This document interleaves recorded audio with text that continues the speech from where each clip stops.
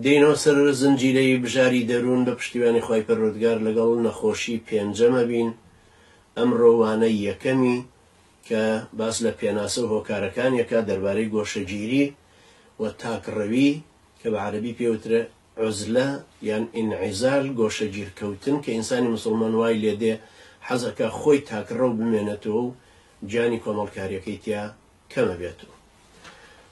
کە ئەڵێن گۆشەگیری دیارە لە کوردیا گۆشەگیری یعنی گۆشەیەکی گرتووە. کەسێک لە ماڵێک هەیە بۆ نمونە ماڵێکی قەڵەباڵغە بەڵام ئەو مەشغوڵی سەعیکردنی خۆیەتی یا مەشغوڵی مۆبایلێتی یا مەشغوڵی شتێکە و گۆشەگیر کەوتە لە پەنایەکە خەریکی کاروباری خۆیەتی یان حەزێکی نەفسیە، ئینفعالێکی نەفسیە، نایەوێت تێکەڵ ببێت بە یەکێک لەو پاڵنەرانەی کە لە ناخی خۆیەتی بە هەر حاڵ بە هەر سیفەتێک بێ ئەمە گۆشەگیر کەوتۆ لە ماڵەکەیە. لە کۆمەڵگەشە بە هەمان شێوە کەسانێک هەنوایان لێدێ گۆشەگیرەکە و نایانێ زۆر تێکەڵ بە خەڵکی ببن، تێکەڵە بێ وەکو جەستەی وەکو فیزیکی، بەڵام لە ناحەی هەست و هۆش و ئینتیمایەوە تاکڕەوە مێنێتەوە، حەز بەوە ناکە تێکەڵ بە خەڵکی ببێت. ئەوەش تەبعاً دیارە بە تەکید هەلو لە شارێکی قەڵەباڵغیشە ئەژی، بەڵام کاریگەری سلوی لەسەر نەفسی خۆی دروستەکەوە وزەی خۆی پەکەکەوێ، هەروەها لە کۆمەڵکاری ئیسلامیشە بە تەکید زیانی زۆرترە لە قازانجی. بەڵام ئەبێ دراسی ئەوە بکەین بۆچی وایان لێ هاتووە ئەو خەڵکە، جگە لەو ترسی کە تاغوتان لەسەر خەڵکیان دروست کردەکە ئەوە شتێکی زۆر جەوهەریە ئێستا لەم کاتەی کوردستانە.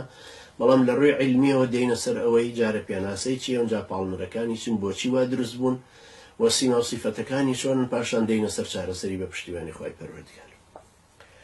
یەکەم باسمان لە پێناسەکەی بوو. پێناسەکەی لە ڕووی کوردیەوە باسم کرد، لە ڕووی زمانەوانی عەرەبیەوە کە عوزلە و ئینعیزال و تەعەزول و ئەمانەیە عەزەلە کەناری داوە یا گۆشەگیری کردووە. و هەروەها لە ڕووی زمانەوانیەوە ئیبن مەنزوور ڕەحمەتی خوای لێبێ، ئیبن مەنزوور عادەتەن هەموو کەسێک کە شتێکی عیلمیە نووسێ ئستشهاد بە کتێبەکەی ئەوە کە ناوی لیسان العەرەبە 4,026,000 کەلیمەی تایە و شتێکی زۆر ئەسڵیشە. تەبەن ئەو کەسێک کە نووسی ویشەتی غەیری عەرەبە لە بەروەی حەبەشیە، ببوورن خەڵکی شەنقیتە مۆریتانی. ئەم پیاوە بەڕێزە ئەفەرمێ عزل الشيء يعزله عزلا وعزله فاعتزل وانعزل وتعزل، هميان بمعناي نحاه جانبا فتنحى، هميان بمعناي اويك كناري دا ايش كنار درا، گۆشەگیری کرد ئەوش گۆشەگیر بوو. یعنی وەکو تۆ ئێستا پاڵوە کەسێکەوە بنی وردە وردە ڕوحی ئینعیزالی تیا دروستەکەی، ئەوەندە عەزلیەکەی، ئەوەندە دووری خەیتەوە لە خەڵکی، ئەوەندە پاڵی پێوانەی تو ناهێڵی تێکەڵ بە خەڵک بێ. بۆ نمونە مناڵێک لە ماڵە تا گەورە بێ، یا ئەندامێکی کۆمەڵکاریەکەتە یا کۆمەڵێکی ئیسلامیە بۆ نمونە کە ئێستا ئەوەندە تاغوتان عەزلێکن نەتیجەتەن هەموو ئەندامەکان فێری ئەوە بنیا حەزیان لەوە بێ منعەزل بن، تێکەڵ بە کاروبارە سیاسیەکە نابن، بە تاکیش هەروەهایە. لە ڕووی زاراوەیەوە تەبعاً بریتیە لەوەی کە کەسێک ژیانی تەنهایی پێچاکتر بێ وەک لە ژیانی کۆمەڵکاری و ژیانی کۆمەڵایەتی ناو ئەهلی ئیسلام، بەوەی کە ئیسلام لە خۆیان چەسپێنێ بێ ئەوەی حەقی هەبێ بەسەر کەسانی ترەوە.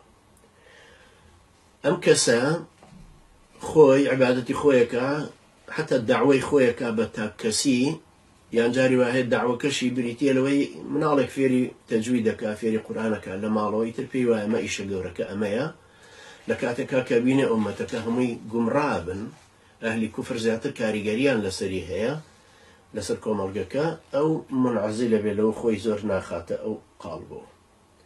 ئەنجا هەوڵەدا ئیسلام لە خۆیان بچەسپێنێ، بەڵام لە دەوروبەرەکەیە زەعیفە و کاریگەری کەمە بێت.